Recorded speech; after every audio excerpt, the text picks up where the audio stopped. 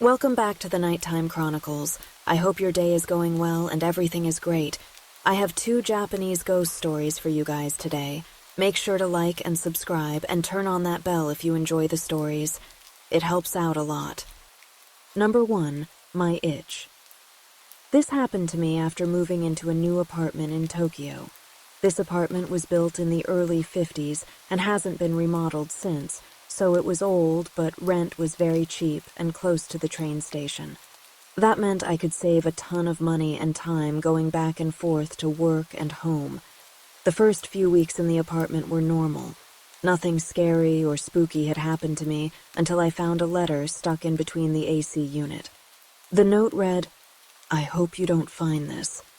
And that was it. Nothing more than that. I didn't give much thought to it and decided to toss it into the trash. That same night, before falling asleep, I felt my forehead itching. It was only a light itch, but it was enough for me to be bothered by it, and no matter where I slept in the apartment, the itch followed. However, changing the position of how I slept would move the itch to the side that was facing the ceiling. This persisted for a week. I didn't get enough sleep, and I was starting to fall behind on work due to it.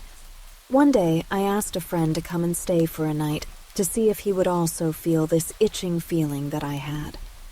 My friend and I ended up drinking a lot of beers and hanging out. We had a ton of fun. I had way more to drink than I should have, so I ended up sleeping before he did. So while I was sleeping, he thought it would be funny to take a video of him drawing on my face. Good thing it was a weekend. We woke up the next day hungover, our heads pounding from the night before. We decided to get some lunch before we parted ways. Once we got to the restaurant, I asked him if he felt any sort of itching on his head while he slept, but all he said was that he barely remembered sleeping, so ultimately it was a no. He also didn't remember writing on my face until he saw the video he took of me last night. We both watched it, laughed, and joked about it, until we saw it. It was just for a second, but it was there. It was a pair of pale feet floating on top of my head, one of the toes lightly grazing my forehead as I slept. I was frightened, so I ended up sleeping at a hotel for a week and finding a new place to live. I never went back to that apartment. I let the movers do all the moving and cleaning. I later came into contact with the landlord while shopping around that area and asked him about the apartment. He told me that it was a stigmatized property, which meant that someone had died unpleasantly or suspiciously there. In Japan, you need to specify if it's a stigmatized property or not. However, only when it's the first tenant after the property becomes stigmatized. Since I was the second tenant to come after the incident, they did not have to list it as stigmatized. The landlord told me that the tenant prior to the one before me hung himself in the apartment, and the tenant before me had no problems living there. I'm 100% sure that the note I found in between the AC unit played a part in awakening this ghost. Number 2, the lady. I always knew my home country of Japan was full of supernatural legends and scary ghosts, but I never thought I'd end up living in a haunted house. It began when I moved to a small village on the outskirts of Kyoto, in the Miyama region, to get away from Kyoto for a while. It was a beautiful place, surrounded by forests and misty mountains. The house I rented was an old traditional Japanese house, filled with shoji, which is a door, window, or room dividers that are transparent or translucent. The house belonged to an old woman who had passed away many years ago. The local rumors say that her terrifying spirit still resided in the house. At first, I didn't believe in the superstitious tales. But as the days went by, strange things began to happen.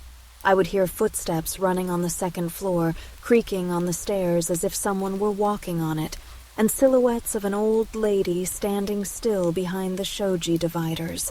I tried to brush it off as my imagination, but the terror was too much. I knew I had to do something as the nights grew longer and scarier. I consulted a local monk who confirmed that the old woman's spirit was indeed trapped in the house, angry and vengeful because someone occupied her house. He told me that to release this spirit, he had to perform a ritual, and that I had to offer food and sake to the ghost. I was hesitant at first, but I had no choice. The monk came to my house and guided me through the ritual. When we first started the ritual, we heard footsteps walking on the second floor towards the stairs. We both looked in that direction and saw the old lady crawling down the stairs as she stared at us, whispering our names. The monk beckoned me to offer the food and sake to the lady. Meanwhile, the monk continued doing the ritual.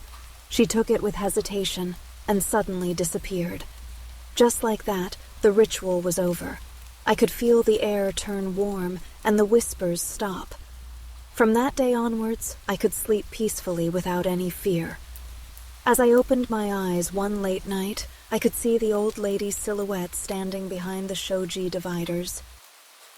Thank you for listening to the Nighttime Chronicles. Have a wonderful day, and please make sure to like, subscribe, and tell us what other types of stories you guys might enjoy. See you guys in the next video.